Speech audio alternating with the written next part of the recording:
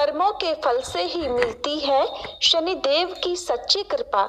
जो करता है अच्छा कर्म उसे न डराती कोई विपदा। शनि का काला रूप नहीं एक संदेश है विशेष। कर्मों से बदलता जीवन शनि दिखाते हैं ये भेष। प्रेम से बोली शनिदेव महाराज की जय। शनिदेव का प्रभाव हम सभी के जीवन में बहुत गहरा है, क्योंकि वे हमारी आत्मा के कर्मों का हिसाब रखते हैं।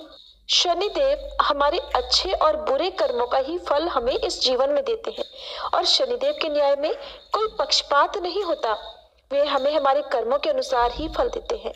आइए अब हम सभी शनिदेव को प्रणाम कर शनिदेव की कथा का श्रवण करते हैं। आप सुनेंगे दशरथकृत शनि स्तोत्र पाठ, फिर आप सुनेंगे शनिदेव की कथा और सबसे अंत में चालीसा पाठ। जिनके शरीर का वर्ण कृष्ण नील तथा भगवान शंकर के समान है, उन शनिदेव को नमस्कार है। जो जगत के लिए कालाग्नि और कृतांत रूप है, उन शनैश्वर को बारंबार नमस्कार है। जिनका शरीर कंकाल जैसा मांसहीन तथा जिनकी दाढ़ी मूछ और जटा बड़ी हुई है, उन शनिदेव को नमस्कार है। जिनके बड़े बड़े नेत्र, पीठ में सटा हुआ पेट और भयानक आकार है, उन शनैश्वर देव को नमस्कार है।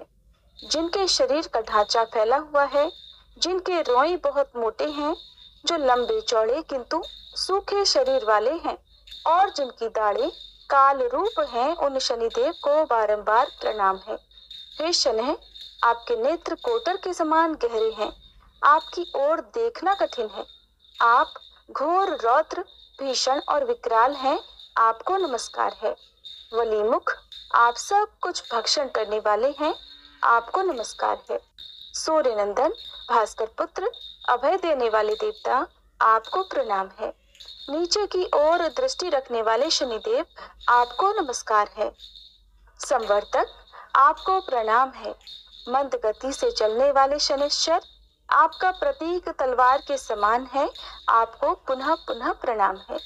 आपने तपस्या से अपनी देह को दग्ध कर लिया है। आप सदा योगाभ्यास में तत्पर, भूख से आतुर और अतृप्त रहते हैं, आपको सदा सर्वदा नमस्कार है। ज्ञान नेत्र, आपको प्रणाम है। काश्यप नंदन सूर्य पुत्र शनिदेव, आपको नमस्कार है। आप संतुष्ट होने पर राज्य दे देते हैं और रुष्ट होने पर उसे तत्काल हर लेते हैं। देवता, असुर, मनुष्य, सिद्ध, विद्याधर और नाग, ये सब आपकी दृष्टि पड़ने पर समूल नष्ट हो जाते हैं। देव, मुझ पर प्रसन्न होइए, मैं वर पाने के योग्य हूँ और आपकी शरण में आया हूँ। स्तोत्र समाप्त। अब सुनिए शनिदेव की कथा। पौराणिक कथा के अनुसार एक बार स्वर्गलोक में सबसे बड़ा कौन, इस प्रश्न पर सभी 9 ग्रहों में वाद विवाद हो गया। सभी ग्रह एक दूसरे से कहने लगे कि मैं सबसे बड़ा, और इस पर विवाद इतना बढ़ गया कि परस्पर भयंकर युद्ध की स्थिति जैसी बन गई। कोई हल ना निकलता देखकर सभी 9 ग्रहों के देवता देवराज इंद्र के पास जा पहुँचे और कहने लगे, हे देवराज, अब तो आपको ही निर्णय करना होगा कि हम में से सबसे बड़ा कौन है। देवताओं का प्रश्न सुनकर देवराज इंद्र भी उलझन में पड़ गए। तब देवराज इंद्र कहने लगे, हे नवग्रहों, आपके प्रश्न ने तो मुझे भी उलझन में डाल दिया है। मैं इस प्रश्न का उत्तर देने में असमर्थ हूँ। हम सभी पृथ्वी लोक में उज्जैनी नगरी में राजा विक्रमादित्य के पास चलते हैं। इस प्रकार देवराज सहित सभी 9 ग्रहों के देवता उज्जैनी नगरी में जा पहुँचे। महल में पहुंचकर जब देवताओं ने उनसे अपना प्रश्न पूछा, तब राजा विक्रमादित्य भी कुछ देर के लिए परेशान हो उठे, क्योंकि सभी देवतागण अपनी अपनी शक्तियों के कारण महान थे। सभी नवग्रहों में से किसी भी एक को छोटा या बड़ा कह देने से उनके क्रोध का शिकार होना पड़ सकता था। अचानक राजा विक्रमादित्य को एक उपाय सूझा, क्योंकि राजा विक्रमादित्य को न्याय के लिए जाना जाता था। इसलिए उन्होंने न्याय करने के लिए विभिन्न धातुओं अर्थात स्वर्ण, रजत, कांसा, ताम्र, शीशा, रांगा, जस्ता, अभ्रक और लोहे के 9 आसन बनवाए। धातुओं के गुणों के अनुसार सभी आसनों को एक दूसरे के पीछे रखवाकर उन्होंने सभी देवतागणों को अपने अपने सिंहासन पर बैठने के लिए कहा। देवताओं के बैठने के बाद राजा विक्रमादित्य ने कहा, आपका निर्णय तो स्वयं हो गया। जो सबसे पहले सिंहासन पर विराजमान है वही सबसे बड़ा है। राजा विक्रमादित्य के निर्णय को सुनकर शनि देवता ने सबसे पीछे आसन पर बैठने के कारण अपने आप को छोटा जानकर क्रोधित होकर कहा, हे राजा विक्रमादित्य, तुमने मुझे सबसे पीछे बैठाकर मेरा अपमान किया है। तुम मेरी शक्तियों से परिचित नहीं हो, मैं तुम्हारा सर्वनाश कर दूंगा। तब शनिदेव ने कहा, सूर्य एक राशि पर 1 महीने, चंद्रमा 2.25 दिन, मंगल 1.5 महीने, बुध और शुक्र 1 महीने, बृहस्पति 13 महीने रहते हैं, लेकिन मैं किसी राशि पर 7.5 वर्ष अर्थात 7.5 जिसे कहते हैं तक रहता हूँ। बड़े बड़े देवताओं को मैंने अपने प्रकोप से पीड़ित किया है। यहाँ तक कि श्री राम को भी 7.5 के कारण ही वन में जाकर रहना पड़ा था। रावण को 7.5 के कारण ही युद्ध में मृत्यु का शिकार बनना पड़ा। हे राजा, अब तू भी मेरे प्रकोप से नहीं बच सकेगा। इसके बाद अन्य ग्रहों के देवता तो बड़ी प्रसन्नता के साथ वहां से चले गए, परंतु शनिदेव बड़े क्रोध के साथ वहां से विदा हुए। राजा विक्रमादित्य पहले की तरह ही न्याय करते रहे। उनके राज्य में सभी स्त्री पुरुष बड़े आनंद से अपना जीवन यापन कर रहे थे। इस प्रकार कुछ दिन ऐसे ही सुकून से बीत गए, लेकिन उधर शनि देवता अभी तक अपने अपमान को नहीं भूल पाए थे। राजा विक्रमादित्य से बदला लेने के लिए एक दिन शनिदेव ने घोड़े के व्यापारी का रूप धारण किया और बहुत से घोड़ों के साथ उज्जैनी नगरी में जा पहुंचे। राजा विक्रमादित्य ने अपने राज्य में किसी घोड़े के व्यापारी के आने का समाचार सुना, तो उन्होंने भी अपने अश्वपाल को कुछ घोड़े खरीदने के लिए भेज दिया, क्योंकि राजा को घोड़े पालने का भी शौक था। अब घोड़े तो बहुत कीमती थे। अश्वपाल ने जब वापस लौटकर इस बारे में राजा विक्रमादित्य को बताया, तो राजा ने स्वयं आकर एक सुंदर और शक्तिशाली घोड़े को पसंद कर लिया। घोड़े की चाल देखने के लिए राजा उस घोड़े पर सवार हुए, तो वो घोड़ा तो बिजली की गति से दौड़ पड़ा। तेजी से दौड़ता हुआ घोड़ा राजा को दूर एक जंगल में ले गया और फिर वहां राजा को गिराकर जंगल में कहीं गायब हो गया। अब राजा अपने नगर को लौटने के लिए जंगल में ही भटकने लगा, लेकिन उन्हें लौटने का कोई रास्ता ही नहीं मिला। भटकते भटकते जंगल में इस प्रकार राजा को जोर से भूख प्यास लगने लगी। काफी दूर तक भटकने के बाद आखिरकार राजा को एक चरवाहा मिला। राजा ने उससे पानी मांगा। पानी पीकर राजा ने उस चरवाहे को अपनी अंगूठी दे दी। फिर उससे रास्ता पूछकर वो जंगल से निकलकर पास के ही एक नगर में जा पहुंचा। अब राजा विक्रमादित्य ने एक सेठ की दुकान पर बैठकर कुछ देर तक तो आराम किया। उस सेठ से राजा ने बातचीत की। राजा के बारे में पूछा तो राजा ने बताया कि मैं उज्जैनी नगरी से आया हूँ। राजा की कुछ देर दुकान पर बैठने से अब सेठ जी को बहुत बिक्री हुई। सेठ जी ने राजा को बड़ा भाग्यवान समझा कि इन्हीं के कारण आज मेरी दुकान में सबसे ज्यादा बिक्री हुई है, तो उन्होंने खुश होकर राजा को अपने घर पर भोजन के लिए आमंत्रित कर दिया और उन्हें अपने घर ले गए। सेठ के घर में सोने का एक हार खूंटी पर लटका हुआ था। राजा को उस कमरे में छोड़कर सेठ कुछ देर के लिए बाहर चला गया। तभी एक आश्चर्यजनक घटना घटी। राजा विक्रमादित्य के देखते ही देखते सोने के उस हार को खूंटी ने निगल लिया। वापस लौटकर सेठ ने देखा कि हार तो वहां पर था नहीं। हार को गायब देखा तो चोरी का संदेह राजा पर ही किया, क्योंकि उस कमरे में केवल राजा ही अकेला बैठा था। तब सेठ ने अपने नौकरों से कहा कि इस परदेसी को रस्सियों से बांधकर नगर के राजा के पास ले चलो। इस तरह से राजा को रस्सियों से बांधकर नगर के राजा के पास ले जाया गया। राजा ने जब राजा विक्रमादित्य से हार के बारे में पूछा तो उन्होंने बताया कि उनके देखते ही देखते खूंटी ने तो हार को निगल लिया था। इस पर राजा ने क्रोधित होकर चोरी करने के अपराध में राजा विक्रमादित्य के हाथ पांव काटने का आदेश दे डाला। किसी ने भी राजा की बात का विश्वास नहीं किया। इस तरह से राजा विक्रमादित्य के हाथ पांव काटकर उन्हें नगर की सड़क पर छोड़ दिया गया। कुछ दिनों के बाद एक तेली उन्हें उठाकर अपने घर ले गया और उन्हें अपने कोलू पर बैठा दिया। अब राजा आवाज देकर बैलों को हाँकता रहता और इस तरह तेली का बैल चलता रहा। अब राजा को भोजन भी मिलता रहा। शनि के प्रकोप की 7.5 पूरी होने पर वर्षा ऋतु प्रारंभ हुई। अब एक दिन राजा विक्रमादित्य एक रात को मेघ मल्हार गा रहे थे कि तभी नगर के राजा की लड़की राजकुमारी मोहिनी रथ पर सवार होकर उस तेली के घर के पास से गुजरी। जब उसने मेघ मल्हार सुना तो उसे बड़ा अच्छा लगा। दासी को भेजकर गाने वाले को बुला लाने के लिए कहा। अब दासी ने लौटकर राजकुमारी को अपंग राजा के बारे में सब कुछ बता दिया। राजकुमारी उसके मेघ मल्हार से बहुत मोहित हुई। अतः उसने सब कुछ जानकर भी अपंग राजा से विवाह करने का निश्चय कर लिया। राजकुमारी ने अपने माता पिता से जब यह बात कही कि वो एक अपंग से विवाह करना चाहती है तो वे हैरान रह गए। रानी ने मोहिनी को समझाया, बेटी तेरे भाग्य में तो किसी राजा की रानी होना लिखा है, फिर तू उस अपंग से विवाह करके अपने पांव पर कुल्हाड़ी क्यों मार रही है। लेकिन राजकुमारी ने अपनी जिद नहीं छोड़ी। अपनी जिद पूरी कराने के लिए उसने भोजन करना छोड़ दिया और अपने प्राण त्याग देने का निश्चय कर लिया। आखिरकार राजा और रानी को विवश होकर अपंग विक्रमादित्य से अपनी राजकुमारी का विवाह करना ही पड़ा। विवाह के बाद राजा विक्रमादित्य और राजकुमारी उसी तेली के घर में रहने लगे। उसी रात स्वप्न में शनिदेव ने राजा से कहा, हे राजा, तुमने मेरा प्रकोप देख लिया। मैंने तुम्हें अपने अपमान का दंड दिया है। इस प्रकार राजा ने शनिदेव से क्षमा करने को कहा और प्रार्थना करते हुए कहने लगे, हे शनिदेव, आपने जितना दुख मुझे दिया है किसी और को कभी मत देना। तब शनिदेव ने कुछ सोचकर कहा, हे राजा, मैं तुम्हारी प्रार्थना स्वीकार करता हूँ।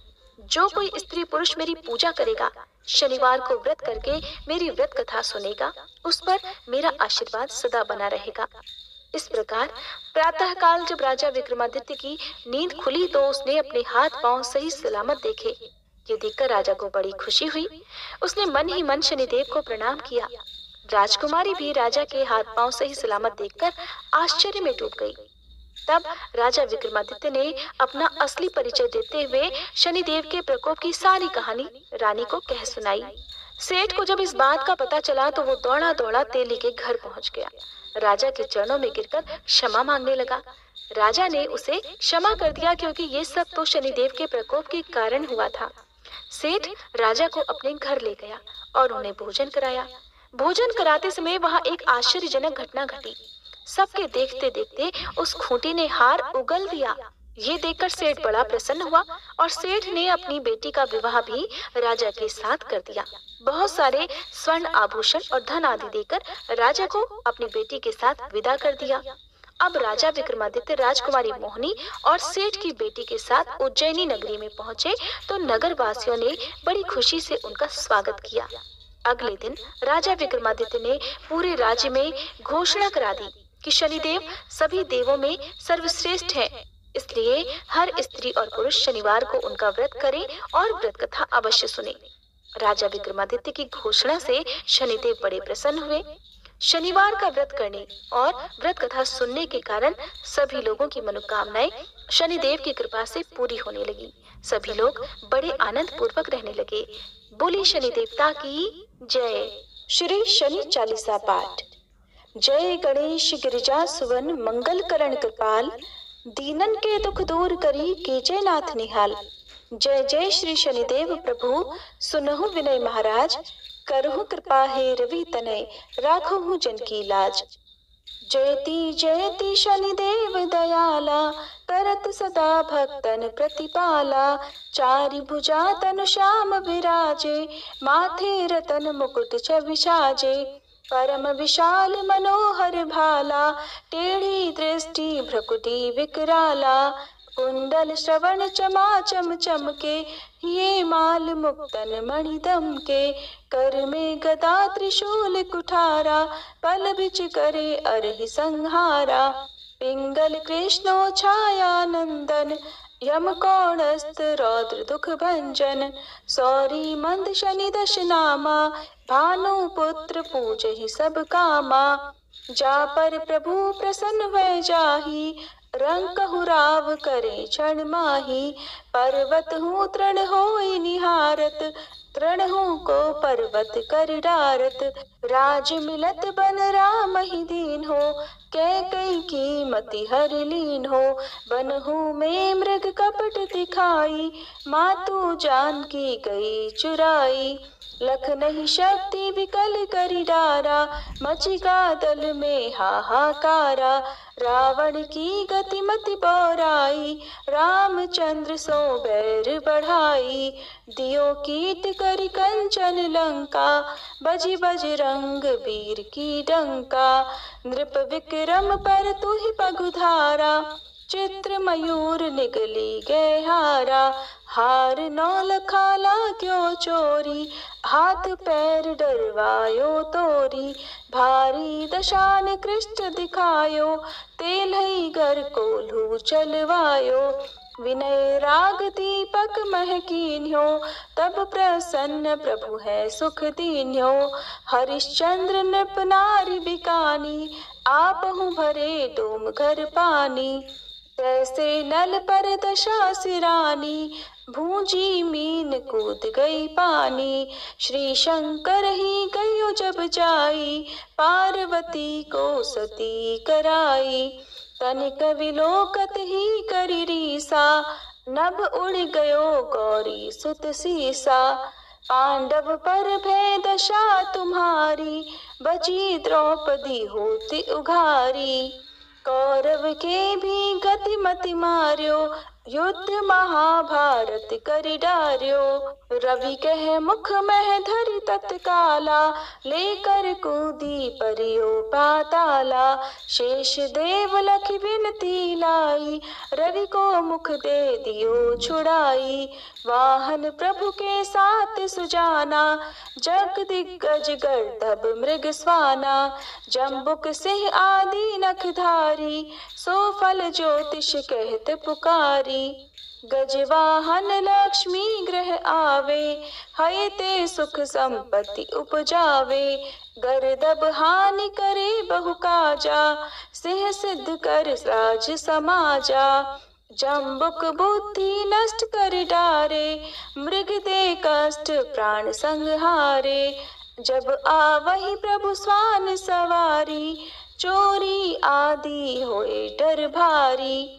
तैसहि चारि चरण यह नामा, स्वर्ण लौह चांदी अरु तामा, लौह चरण पर जब प्रभु आवे, धन जन संपत्ति नष्ट करावे, समता ताम्र रजत शुभकारी, स्वर्ण सर्व सर्व सुख मंगल भारी, जो यह शनि चरित्र नित गावे, कबहु न दशा निकृष्ट सतावे, अद्भुत नाथ दिखावे लीला, करे शत्रु के नश बल ढीला, जो पंडित सुयोग्य बुलवाई, विधिवत शनि ग्रह शांति कराई, पीपल जल शनि दिवस चढ़ावत, दीप दान दे बहु सुख पावत, कहत राम सुंदर प्रभु दासा, शनि सुमिरत सुख होत प्रकाशा।